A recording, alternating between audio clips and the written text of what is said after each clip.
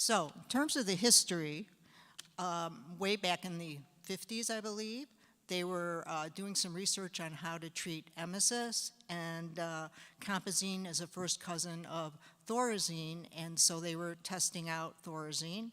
And then the study subjects were observed to be calmer. So then people started to think about, well, maybe there is some utility for patients with psychiatric disorders, and we could try to use that. And also, they were gathering more data and in terms of other side effects. And just as an aside, there's a good book called Eve by Kat Bohannon. Maybe some of you read about that, but that more female subjects will help in terms of looking at the true effect of these meds, because a lot of times they looked at male subjects, at least from what I read, and women are a little more complicated physiologically than men, so, okay. So looking at the psychiatric utility, and also thorazine gave us eventually the basis on which to judge milligram to milligram potency or equivalence for treatment choices, which down the road would be useful in terms of clinical decision making. So, to review pharmacodynamics, well, how did it work in the CNS, the central nervous system?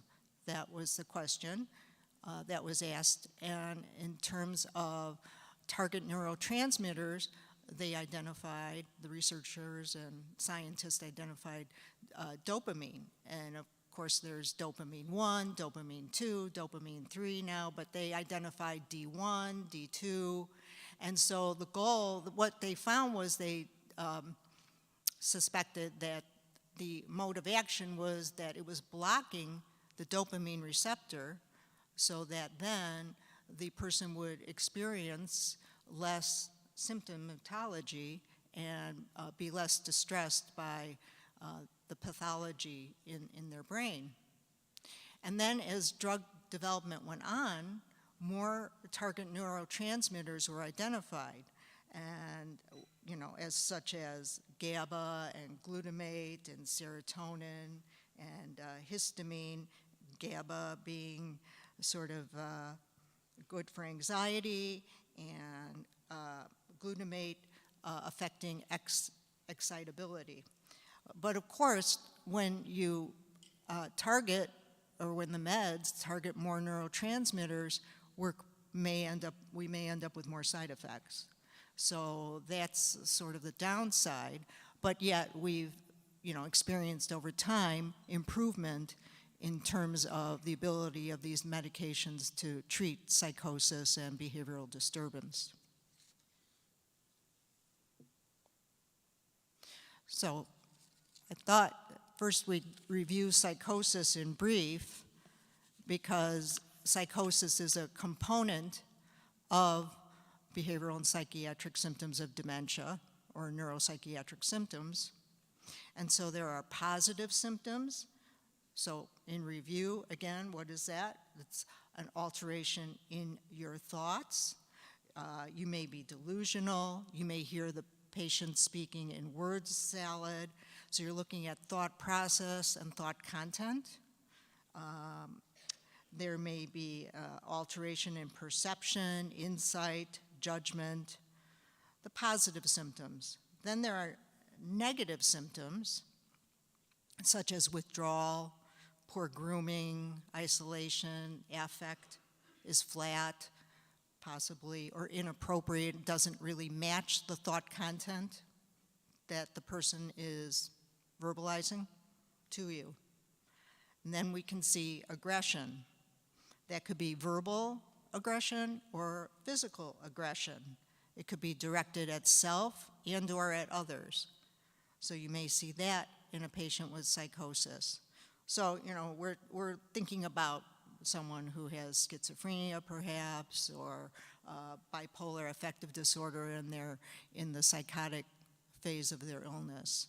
So you will see positive and negative symptoms, which you're going to track clinically when you give medication and see if there's improvement in that, as well as aggression.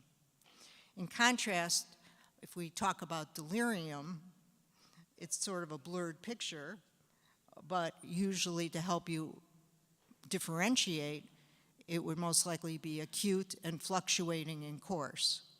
So, and there may be a change in level of consciousness too, as you know. So that would help you to differentiate between, is this an acute problem that we can resolve by doing our workup and trying to reverse whatever may be abnormal, be it if there's some physiologic alteration in labs, et cetera. So that's something to think about. And also to look at medical comorbidity and think about, are we treating the coexisting illnesses in the best way we can, or maybe there's something new going on, as you know, so your assessment will help you to tease that out.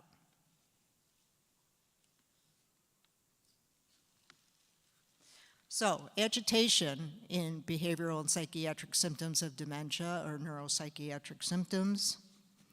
You may see restlessness, emotional distress due to progressively lowered stress threshold, and Jerry Richards Hall and Kathleen Buckwalter of olden days used to do a lot of studies on progressively lowered stress threshold, and if a patient can't handle all of the incoming inputs, then they're going to be more distressed. So what will you be able to do to lower the environmental stressors so that they are less apt to become agitated?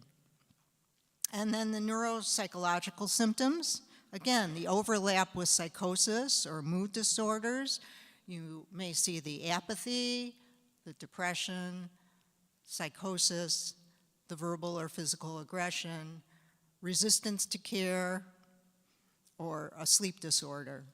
And in the long-term care setting, a lot of these symptoms can persist for greater than or equal to 16 months of time, and especially for rates of delusion or agitation or depression, anxiety, apathy, irritability, and aberrant motor behavior.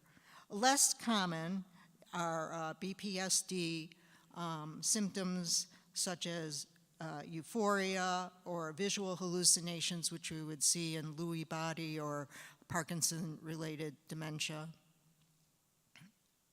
and disinhibition as well.